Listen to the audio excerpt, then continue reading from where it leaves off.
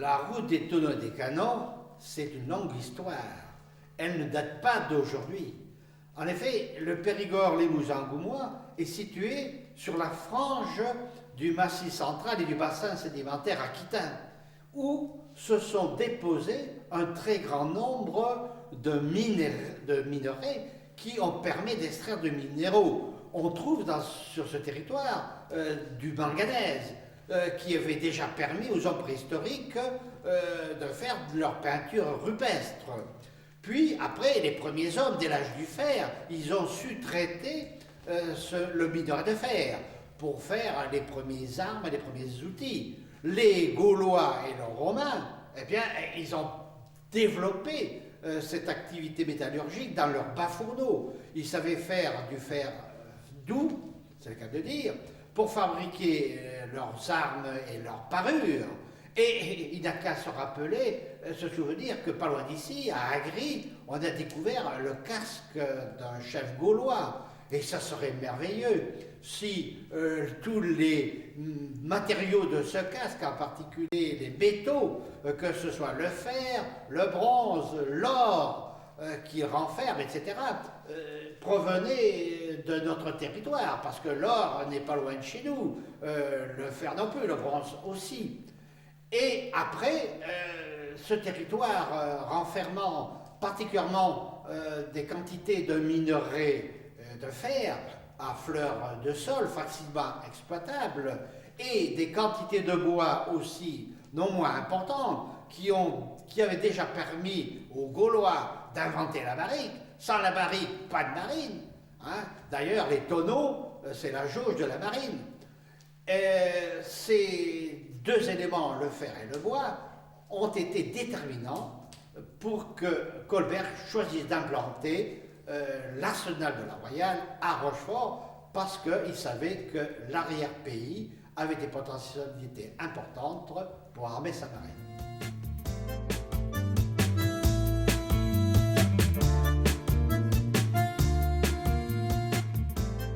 Aujourd'hui, l'objectif de la route des tonneaux et des canons est double. C'est d'abord la redécouverte du passé prestigieux de ce bassin qui, au XVIIe siècle, et même avant, rayonnait sur le monde entier par, disons, son activité sidérurgique et son activité liée à la tonnellerie. Notre territoire alimentait, armait la Royale, aussi bien en lui fournissant les canons de marine, qui étaient fabriqués dans nos forges du Périgord-Limousin-Goumois, et aussi fournissait, disons, les basses vallées en bois pour fabriquer, bien sûr, les bateaux, mais aussi pour fabriquer les tonneaux, qui étaient le packaging de l'époque, qui servait à transporter tout ce dont la marine avait besoin, Ça allait de la poudre à l'eau de vie, au cognac, au poisson, etc. etc.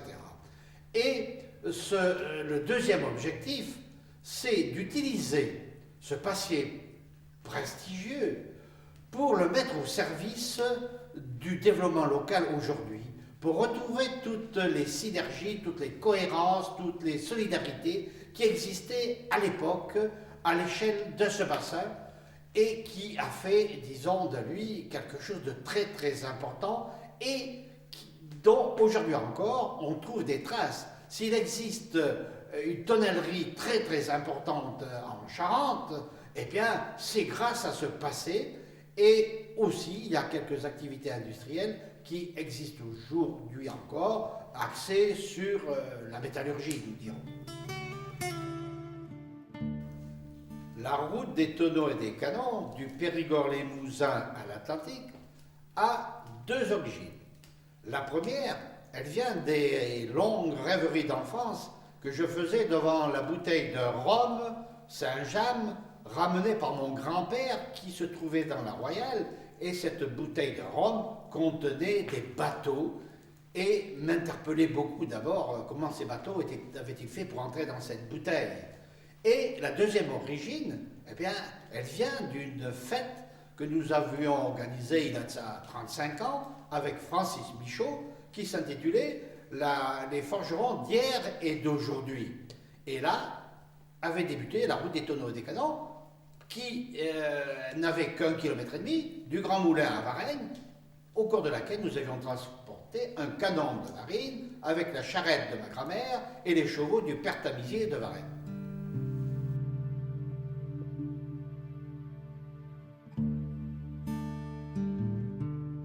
Aujourd'hui, les projets s'orientent dans le domaine de la recherche historique.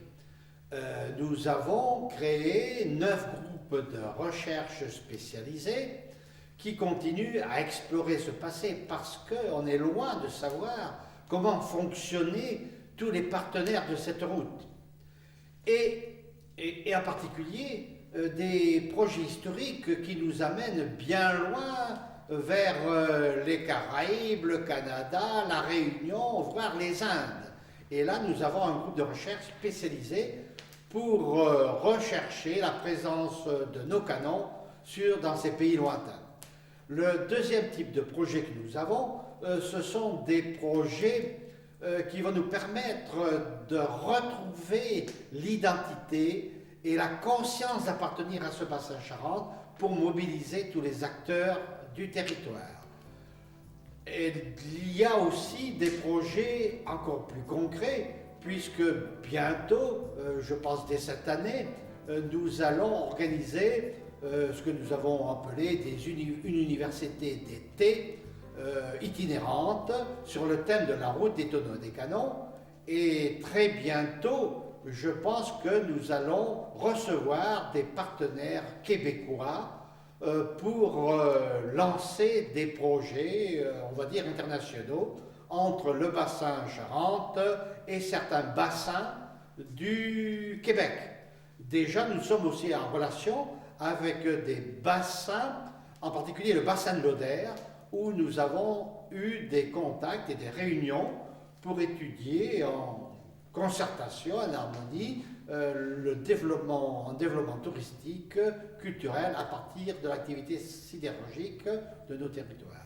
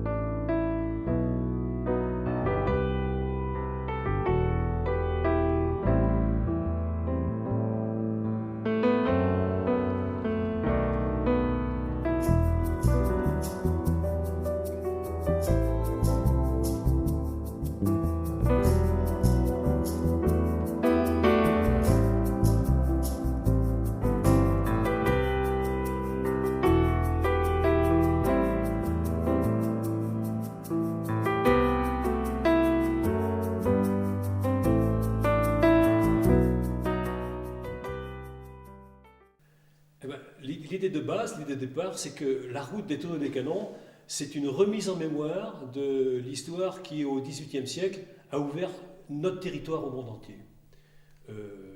De par la construction de la flotte du Ponant à l'arsenal fluvial de Rochefort, on était amené à approvisionner toute cette construction navale avec tous les produits qui venaient de l'arrière-pays, les tonneaux, les canons et tout le ravitaillement de tous ces bateaux. Pour ce faire, on est loin de Rochefort, il y avait donc un parcours terrestre, un parcours fluvial et un parcours maritime. Donc partant de là, comme on a fait, on a essayé de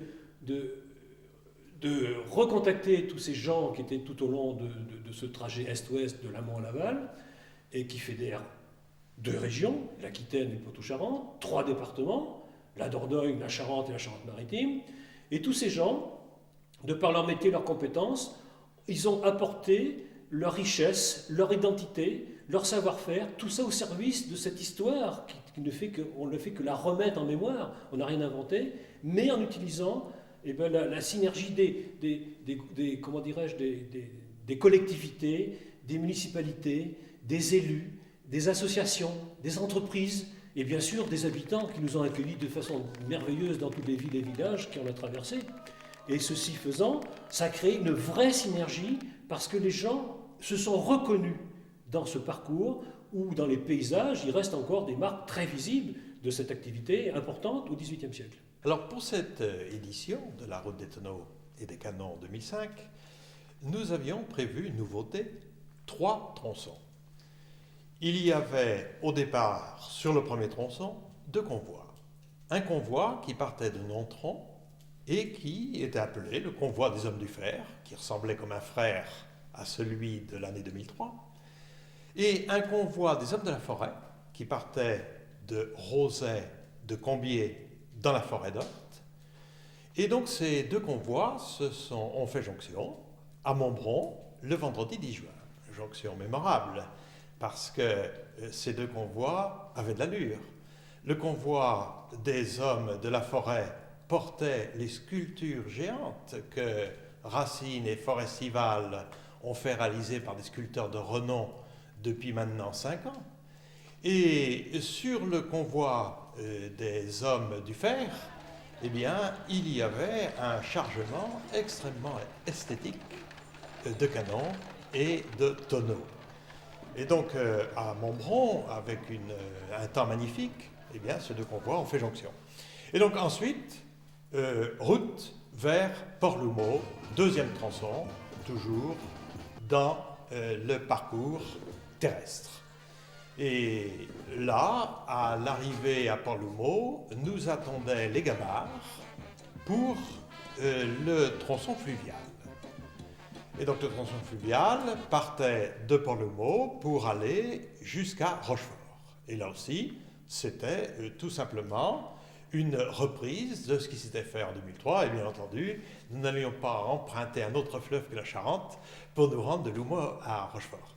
Et à partir de Rochefort, eh bien, il y a eu cet ajout d'un 4e tronçon, si l'on peut dire, donc un tronçon maritime, puisque nous avons fait voile jusqu'à l'île d'Aix, où nous attendait débarquer dans, j'allais dire une petite goélette, même si l'expression ne convient pas, donc le couple François Hollande et Ségolène Royal qui nous ont fait l'honneur de nous attendre à l'île d'Aix.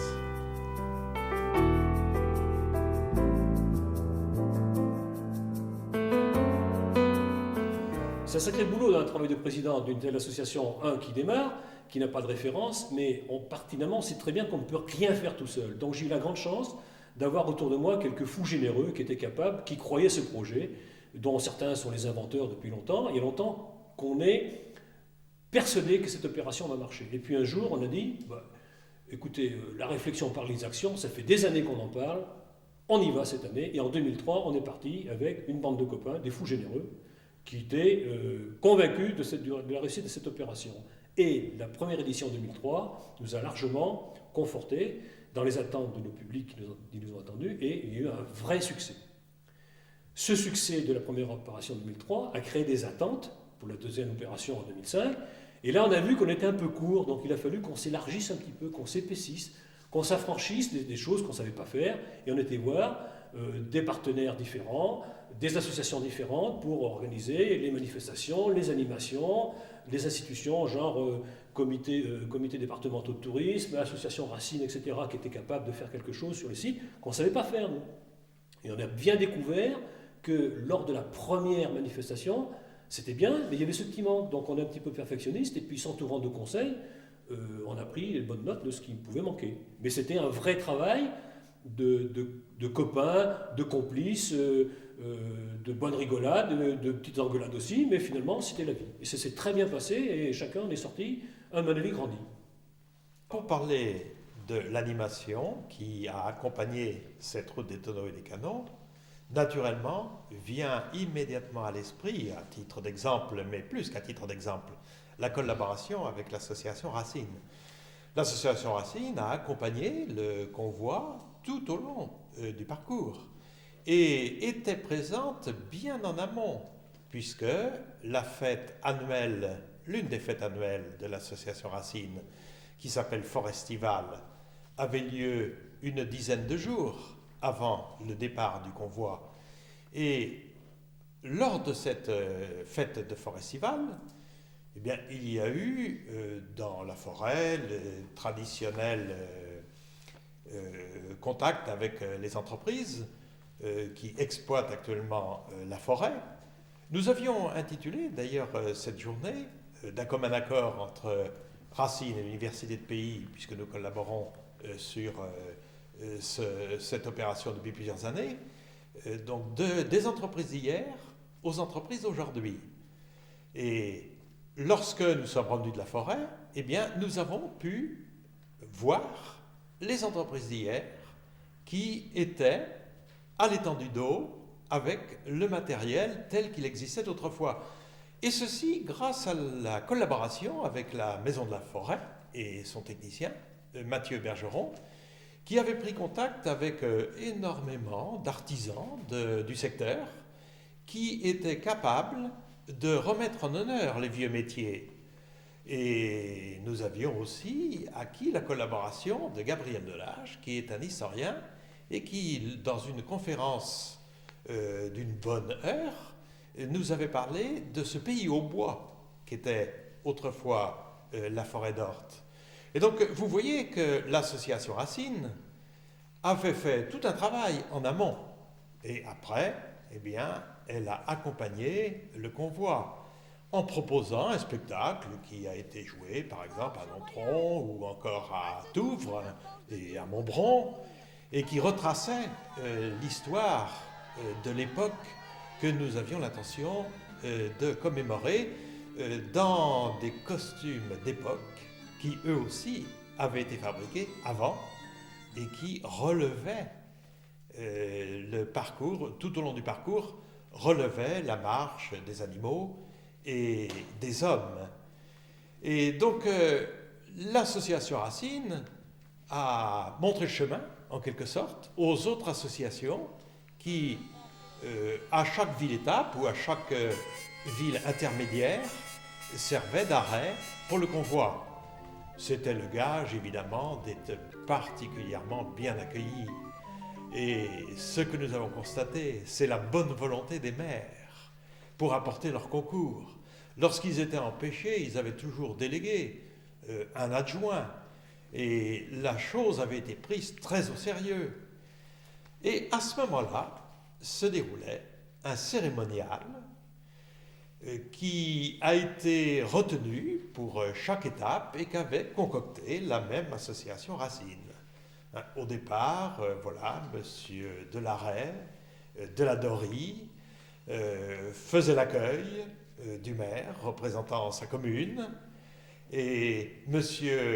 de Forestas, pour le convoi des hommes de la forêt, faisait le même accueil, et on avait à signer une lettre de connaissement par laquelle le responsable du convoi, M. Delaret de la Dorie, M.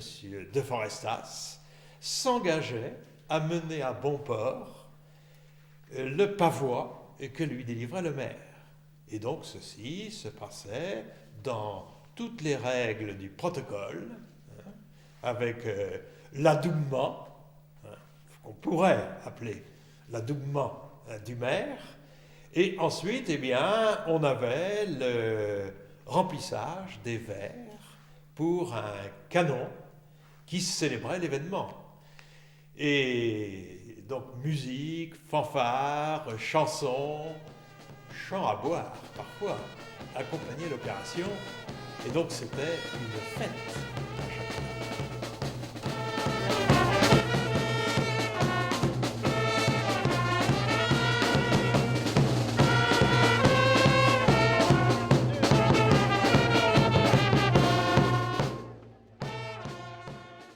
En l'honneur du passage de la gabarre dans votre commune, nous vous faisons chevalier de la route des tonneaux et des canons. Merci.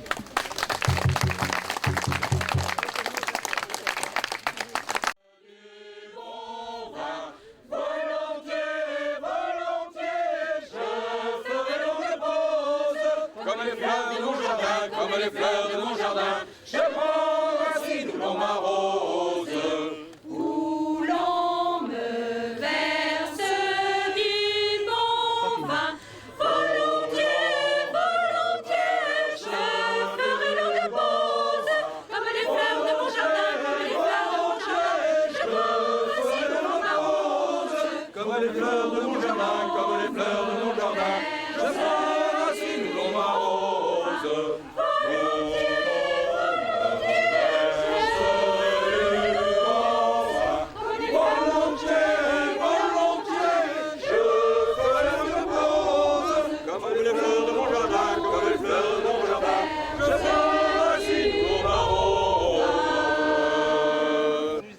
Je vais, pour fêter tout ça, je vais vous initier au toast du canonnier. Parce que nous, bien sûr, les canons et les tonneaux, c'est bien, mais dans notre association, on préfère les canons qui font rire plutôt que les canons qui font pleurer. Partant de ce postulat, on a instauré sur tout au long de la route du tonneau des canons, et tous vos collègues les maires de l'amont à l'aval ont appris le toast du canonnier. Alors, pour faire le toast du canonnier, que vous pourrez apprendre à tous vos administrés, Ils sont très... on commence par aligner les fûts. Alors, les fûts sont alignés. On aligne les verres, donc on dit les fûts. Aligner les verres, ensuite on dit charger. Charger, ça veut dire on remplit les verres les uns après les autres. On joue. Tu peux le faire, Monsieur le maire, alors les verres sont chargés. Et je vous expliquerai après, on fait feu. Et feu, c'est ça. Il est vraiment chambré. Petit. Alors, quand on fait un feu comme ça, goûtez ces petits feux, hein, comme on vient de faire petit feu, et si vous le souhaitez, on peut faire grand feu, c'est cul sec. Mais c'est pas obligatoire, mais quand c'est vraiment bon, on fait cul sec. Hein. Voilà, donc vous connaissez, vous êtes maintenant initiés. Remplis ton verre vide, vide ton verre plein. Je ne saurais voir dans ta main ton verre ni vide ni plein. Allez, remplis ton verre vide, vide ton verre plein. Je ne saurais voir dans ta main ton verre ni vide ni plein. Allez, je l'entends tout le monde. Remplis ton verre vide, vide ton verre plein.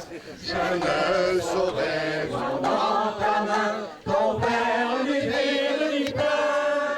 Remplis ton verre vide, vide ton verre plein. Je ne saurais voir dans ta main ton verre ni vide ni plein.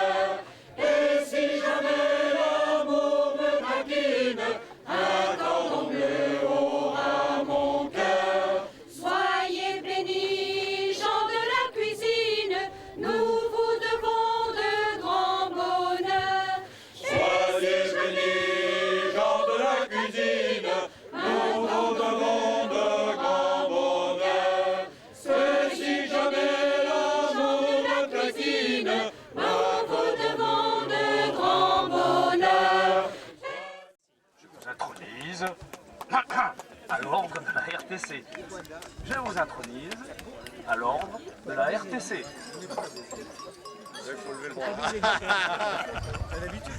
Je vous intronise à l'ordre de la RTC. Merci.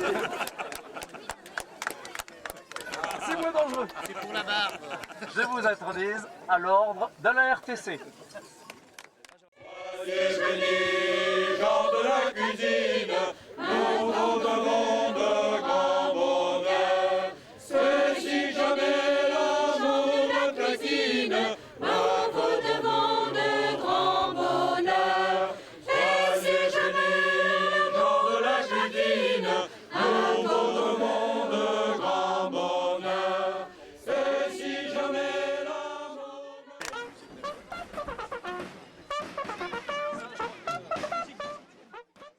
Oui, alors bien évidemment, cette route des tonneaux des canons, on ne regarde pas à l'avenir d'un rétroviseur, on regarde devant. Donc l'objectif est bien de transformer cette route des tonneaux des canons en une route touristique et culturelle pérenne, qui fédère de l'amont à l'aval tout un tas de sites, tout un tas de villes, des villages, des grandes, des petites, sur la Charente, sur le port de Rochefort, dans un pays d'Entronnay, etc. Il est manifeste qu'on se rend compte, même si on a toujours des difficultés à organiser tout ça, c'est difficile d'organiser une manifestation sur 10 jours, une manifestation itinérante sur 10 jours consécutifs, on tombe dans des endroits, on arrive en semaine. C'est vrai que des fois, on a pu constater que l'accueil n'était pas forcément à la hauteur qu'on attendait, mais manifestement, on était là, et on était présent. Et l'idée, c'est que, ce que je trouve qu'il y a quelque chose d'intéressant, de rassurant, c'est que les élus des collectivités locales ou des municipalités, grandes ou petites, s'intéressent, surtout des grandes, s'intéressent à la route des tonneaux des canons. Parce qu'on voit bien que c'est un élément, c'est un vecteur de touristes intéressant, parce que cette route des tonneaux et des canons, elle est couplée par la route des entreprises. Il y a des entreprises qui existent sur cette route des tonneaux canons. Et les entreprises, c'est dynamique, c'est pour apporter une économie. C'est pour valoriser des bassins, valoriser des communautés de communes, des communautés de pays. Et l'intérêt, c'est de faire on voit bien, parce qu'il y a des gens, il y a des comités de randonnée qui sont en train de s'insérer, des comités de cyclotourisme qui font faire le parcours de la route des tonneaux des canons en cyclotourisme. C'est quelque chose, ça existe. On voit bien qu'il y a quelque chose qui est en train de se monter en puissance. Évidemment, des fois, on peut être un petit peu déçu, mais on est peut-être un peu trop perfectionniste, mais on est très heureux de ce qui s'est passé déjà, et on est très heureux